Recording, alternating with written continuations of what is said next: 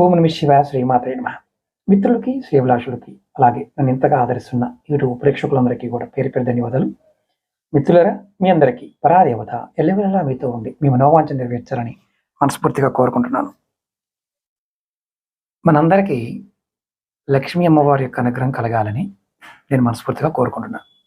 ఎందుకంటే మనకి గురువారం నాడు, శుక్రవారం నాడు చాలామందికి తెలియనిది ఏంటంటే, ఈ 2 రోజులు మిగతా రోజుల కంటే చాలా శక్తి కలిగి ఉంటాయి. ఎలా ఉంటాయి? లక్ష్మీదేవి, శ్రీ మహావిష్ణువు యొక్క శక్తి గురువారంలోను, శుక్రవారంలో ఉంటుంది. ఎవరికైనా ధనము, ధాన్యము, విద్య, ఐశ్వర్యము, సంతానము, విజయము, ధైర్యము అంటే గజలక్ష్ములు అంటాం.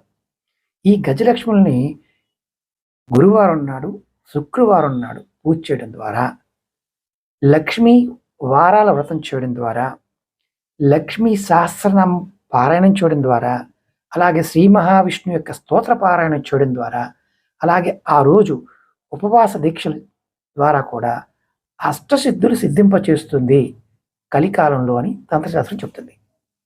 చాలామందికి ఏంటంటే అనుమానం ఉంటుంది.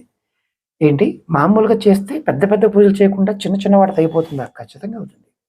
ఎవరైనా సరే గురువారం, శుక్రవారం నాడు లక్ష్మీ అమ్మవారి యొక్క స్తోత్రాన్ని, సహస్రనామాన్ని, విష్ణు స్తోత్రాన్ని పారాయణం చేస్తూ ఉంటే వారికి అష్టసిద్ధులు సిద్ధింపడానికి అవకాశాలు 100% ఉంటాయి.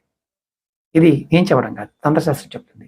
కాబట్టి ధనం కావాలన్నా, ధాన్యం కావాలన్నా, విద్య కావాలన్నా, ఐశ్వర్యం కావాలన్నా ఖచ్చితంగా గురువారం, శుక్రవారం ఖచ్చితంగా ఇది ప్రయత్నం చేయండి. అలాగే మీరు ఈ వీడియోని లైక్ చేసి మీ మిత్రులకి, మీ కుటుంబ సభ్యులకి షేర్ చేయండి. అది వాట్సాప్ గ్రూప్లో కావచ్చు, ఫేస్బుక్లో కావచ్చు, ట్విట్టర్లో కావచ్చు, ఇన్స్టాలో కావచ్చు. ఈ లింక్ను షేర్ చేయండి. అందరు తెలుసుకొని అందరి జీవితాల్లో అద్భుతాలని మీరు సృష్టించిన వారు అవుతారు. ప్రయత్నపూర్వకంగా షేర్ చేయండి. అలాగే మీ ఈ వీడియో చూసే మిత్రులకు నా విన్నపం ఏంటంటే, ఖచ్చితంగా లక్ష్మీదేవి నామాన్ని కామెంట్ రూపంలో తెలియజేయండి. ఓం నమః శివాయ, శ్రీమాత్రే నమః.